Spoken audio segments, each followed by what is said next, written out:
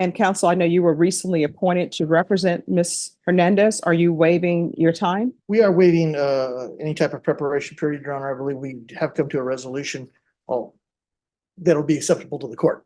All right. And do you have any objection to proceeding, Ms. Hernandez? No, Your Honor.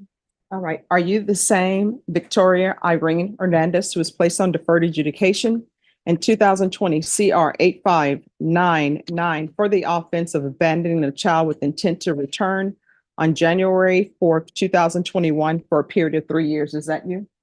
Yes, ma'am. All right. State.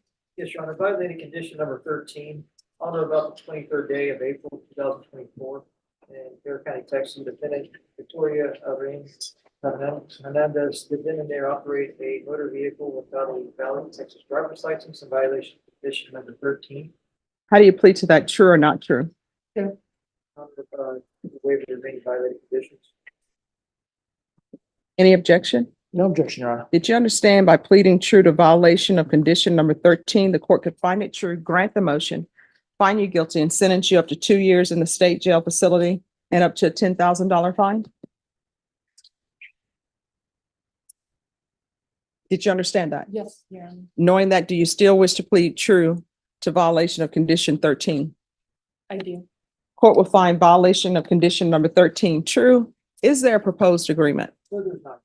All right, state, what are you requesting? State's requesting verification. Defense, what are you requesting? Your Honor, probation had made a recommendation to extend for 1 year, place Ms. Hernandez in a DDRF, followed by mixed supervision and a parenting class. And as the court could see, she was in felony drug court. DDRF was held in abeyance last time as an option, and she is motivated to go to DDRF, be successful in it. Apparently, the wait is only 3 to 6 weeks, and that's what we're asking the court to do. All right, any objection to the court reviewing the court summary? No objection, Your Honor. All right, Ms. Hernandez, I don't think you're a good candidate for probation. And let me just tell you why. Felony drug court is an intensive form of probation. I know that. But from reviewing the court summary, it's not as though felony drug court, you mess up one time or you make a bad choice one time that they say, oh, we're not going to deal with you anymore. And I'm looking here at the sanctions that they gave you over there. And let me just tell you how many sanctions they gave you, which means this is how many chances they gave you. You understand? So it's 1, 2, 3, 4, 5, 6, 7, 8, 9, 10, 11, 12, 13, 14, 15, 16, 17, 18, 19, 20, 21, 22, 23, 24, 25, 26, 27, 28, 29, 30, 31, 32, 33, 34, 35, 36. That's what you're coming to this court with. 36 times felony drug court was seeking to work with you. So you see where my mindset is? And do you understand why? Yes, Your Honor. And so I placed you on probation here. And even here, you had a motion to revoke filed against you. And that was on, well, it was heard on March 9th, 2022. And that's when you were sent to felony drug court. So I don't think you're a good candidate for probation. Judge, if I could, Yes. one thing for Ms. Hernandez, the good thing about felony drug court for her was that it is our belief that it has worked. She has been clean since September, and if she was tested today, she's going to come up negative. Mhm. So, it's not like she totally, yeah, there's several things that she did do correctly in felony drug court. There are a number of things, obviously, as the court has seen, that weren't done correctly, but she's made a lot of her appointments, and she has ended up clean, which is the point of felony drug court. I just don't think you're a good candidate. I mean, felony drug court, that's a very good program. And what felony drug court has placed, the issues they have with you,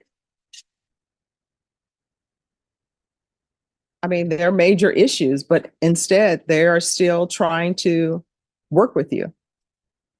And they tried to work with you a lot. Here's the thing. I know a lot of people want to stay on probation. They do. Like nobody wants to go to prison. I don't take any joy in sending the people to prison. And everybody that I send to prison or everybody I place on probation, I actually do remember them. Even as a defense attorney, I had some clients who ended up in prison. Guess what? I still remember them and wondering how they're doing and hopefully they've changed their life. And it'll be the same with you. I just don't think you're a good candidate for probation. I think we tried. And So, And Judge, the only other thing is she's never been given a felony conviction before. That's why she wants to stay on defer. She's motivated for it. And that's why she was hoping that the probation's recommendation would be followed. all right, this is what I'm going to do. I'm going to find 13 true. I'm going to revoke, find you guilty, and I'll sentence you under 1244. Does anybody want to state any objection to her being sentenced under 1244? All right, I'll sentence you under 1244. Let's talk about the time. Yeah, how much time does she have? Anybody know? Hmm? How about before all the past few years? Judge, Yes. so I was going back and forth with the drug court personnel in this case. And there is some concern, if she is given a sentence JSAT. Oh, it's not going to be JSAT. Okay. All right. And what was the concern though? Now you've piqued everyone's interest. Judge, they feel that a JSAT sentence is not the reason why she was kicked out of drug court and so forth. They just don't think JSAT would be appropriate. And some other concerns in regards to her child. Ah, So if she was given JSAT, they just have concerns in regards to that. Now, if she was continued, then that would be something different, but they are not in agreement with anything JSAT. all right. So what is the issue with the child? From my understanding, there is a CPS open case for neglect and possible abuse. Not on me, on the father. Okay. There's an open case. And state you're asking for revocation? Correct, Your Honor. So we are not opposed to revocation, but we are not with JSAT. Okay. Judge, if I I mean, may, what I can tell you, I wasn't going to give her judgment satisfied. I just, let me just tell you what my thought processes were. Yes, My Your thought process in reading everything was I saw that there's a child involved, right? This case involves a child and it's abandoned with intent to return. So I understand, and I understand that that child, they're telling the report is special needs, Yes, but she's making horrible choices. at the same time, Judge, if she goes to DDRF, it doesn't kick the can down the road. It puts her in a position where potentially she'll be a better citizen, better productive parent. So DDRF only lasts for long, probation only lasts for long. If we help her continue, she has a possibility of, one more chance. And the court has given plenty of chances before, but if she's given one more chance, there's a possibility that one day she's going to be still with this child, and that child needs a stable parent, and DDRF will help in that potentially. State? Is the state still recommending revocation? Well, Judge, little of child involved, I mean, the state would be opposed to the I will tell you what. Your special needs child has saved you. And you are not saving your special needs child. So where is the child now? he is with his father at the moment. The CPS case is on the father and the current girlfriend. And So let me get this straight and correct me if I'm wrong. So you are saying that there's allegations of abuse and those allegations are abuse against the father who he's with? yes, Your Honor. And the case has been open for about they opened one CPS case, my court did, because of what they had found in my phone. And then, the caseworker got in touch with, What did with they the find? father. Wait, raise your right hand for me, please. Do you solemnly swear and affirm the testimony you give will be the truth and nothing but the truth? Yes, Your So Honor. help you God. Yes, Your Honor. All right, So state your name. Victoria Hernandez. What did they find in your phone? So they found that, so I had found out that my kid's father was locking my son in the room, and I wasn't aware, like I had, like, so later on, they said that it was because like the autism doctor recommended that they lock the door at night. But I thought like they were just locking my son in the room like all day. And so that's what drug court found on my phone when they were going through our messages, was me like getting mad at the dad about locking my son in the room, and so they called CPS for neglect.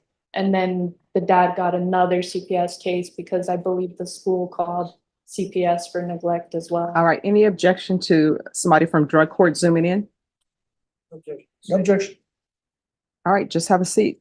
Drug court is going to zoom in so we can get to the bottom of what's going on. All right, we're back on Victoria Hernandez. Hi, Officer Garcia.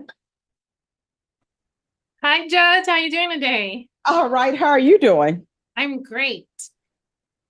I miss you guys. We miss you too. Okay.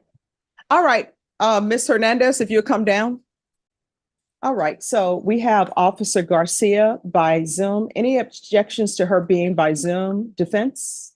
No objection, Your Honor. All right, and the state has already stated that they do not have any objections. Officer Garcia, could you raise your right hand for me, please? Do you solemnly swear and affirm the testimony you give will be the truth and nothing but the truth, so help you God? Yes, Your Honor. All right, you can lower your hand. Do you waive any confidentiality that Ms. Garcia has as it relates to your time in felony drug court? We're talking about. Oh, no, I don't mind. All right, so you're giving up that right. Yes, Your Honor. All right. Any objection to her testifying in the narrative? No, Your Honor. All right, Officer Garcia. What we're trying to discover is whether or not she should be revoked or whether or not I should send her to DDRF. What has transpired is there's been a mention of a child with special needs because I was inclined to sentence her to the Bexar County Jail under 1244 to 1 year. Can you tell us how she was doing? What have been the issues with her in the drug court, and what would be your recommendation for her? Judge, Victoria was on my caseload the entire time that she was in felony drug court.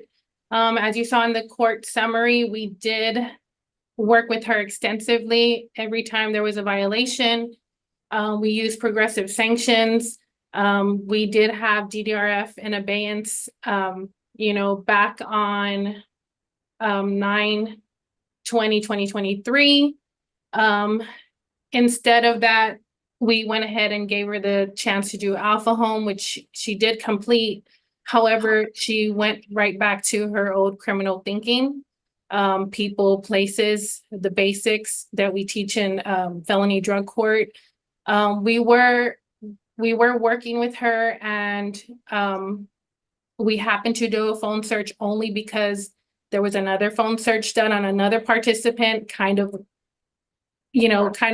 intertwined the two. And that is the only reason why we found out, is like it fell into our lap. It wasn't something that we were looking for. And we had concerns again because of her special needs child. We do have another case against her in CPS. So the CPS case, there is one pending for the father of her child, and we do also have one for herself. All right. Do you know, with regards to the case for herself, what is that about? Because of what was found on her phone. So what was found on her phone has absolutely nothing to do with the child's biological father? It's actually both of them are involved. But again, he was the only one that the case had. The first CPS case is only on him. So when we found the information that included both of them, a CPS case was filed against her as well. So what was on her phone? Did it have to do with, I don't want to get into too much, but what was on her phone? Did it have to do with her as it relates to her and her child? Yes, what, I mean, concerning for her to be around her child, absolutely. Okay. And then considering her case that she's on as well. So, with that being said, we have seen often that we work with that individuals and there wasn't really enough progress and we don't feel comfortable with, one, probation doesn't like to recommend revocation. But we have seen in drug court that a lot of our, participants are getting credit for time served. So we didn't want her to just, get a JSAT and be done because then there's no problems that are fixed. And then we have the concern for the son. Because she will be able to go back and just be around him. That was what she was trying to do while she was on my caseload. So that is very concerning. If I could recommend revocation, without the JSAT, I would. And I would like to, that's what I would like to happen. All right. Do you have any questions? I do, Judge. All right. Officer Garcia, Yes, sir. throughout her time throughout felony drug court, she tested negative on multiple occasions, correct? She did, however, she also tested positive. How long ago was that? Let me check. Drug test. Well, she did have a no-show, so to us, that was April the 17th. That is considered a positive in felony drug court. Let's see, her last positive would have been September of last year. 2023? Yes.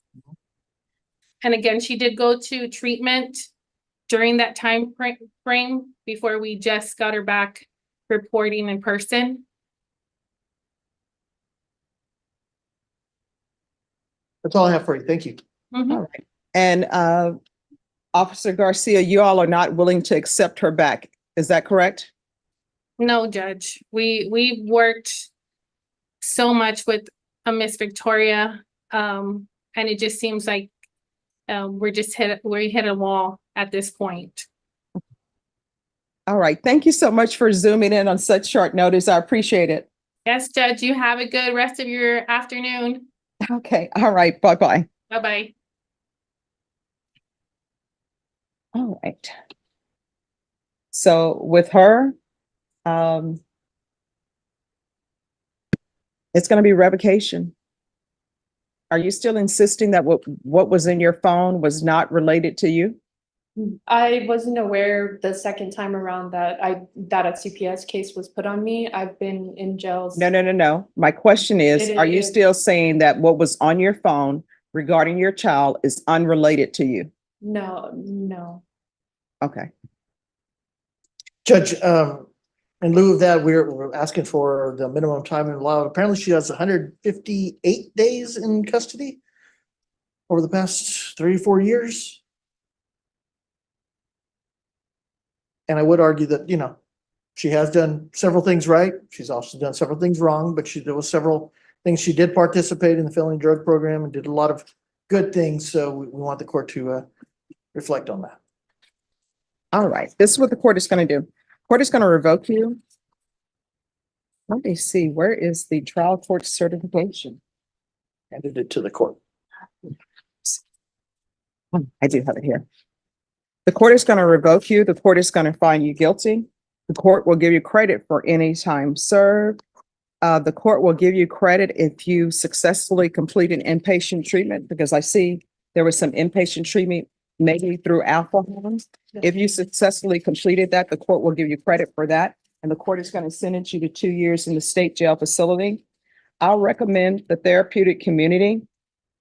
I can't force them to place you in there, but if you request it, they will consider it. If you don't request it, they will not consider it at all. And I'll also request mental health while she's at the state jail facility. Going to show you what's entitled Trial Court Certification of Defendant's Rights to Appeal. Did you review that with your attorney? Did you understand it? Yes. All right, you have a limited right to appeal. That right to appeal is as it relates to the allegations in the motion, not the fact that you were on deferred adjudication. Because this is a felony conviction, you're not allowed to own or possess any weapons or ammunition. If you have a question over what a weapon or ammunition is, you need to speak to an attorney. Do you understand? Yes, Your Honor.